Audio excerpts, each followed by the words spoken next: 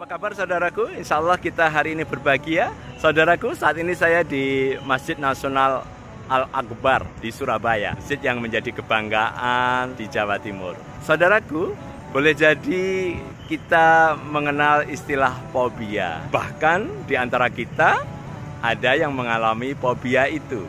Kalau dalam keseharian kita, istilah fobia mungkin kita mengenalinya ada Islamfobia, ada fobia-fobia yang lain terhadap manusia tertentu, terhadap pemikiran tertentu, terhadap orang-orang yang punya pemikiran tertentu.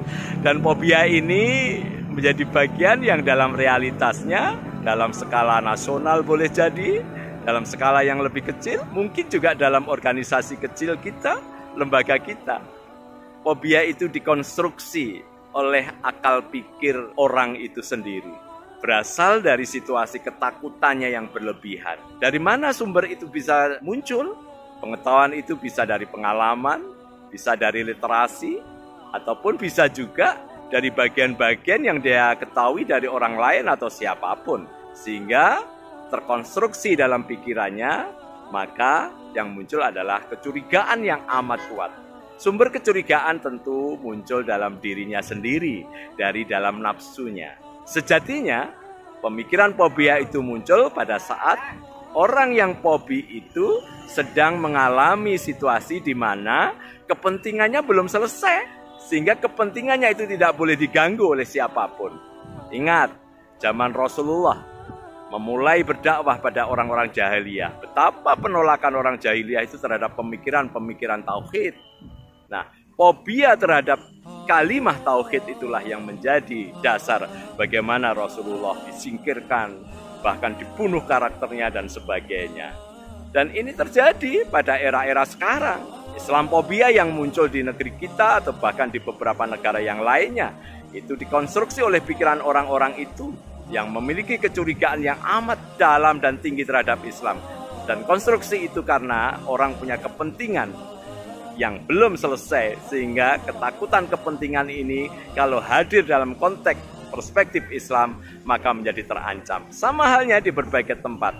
Yang penting bukan orang itu, yang penting bukan orang ini adalah bentuk pemikiran fobia, di mana seseorang yang sedang berpikir semacam itu sedang pada situasi kepentingannya belum selesai, apapun dalihnya. Saudaraku, tentu fobia ini tidak bisa diatasi oleh pihak-pihak lain kecuali orang itu sendiri.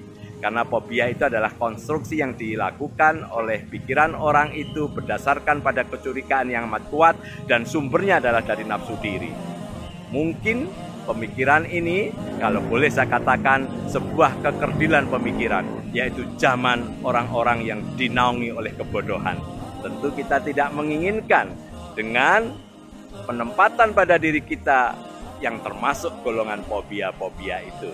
Mari kita kuatkan, menghilangkan fobia itu dengan membuka pikiran kita, menepis segala kepentingan diri, sehingga pada akhirnya setiap fobia harus kita atasi. Bukalah pikiran kita.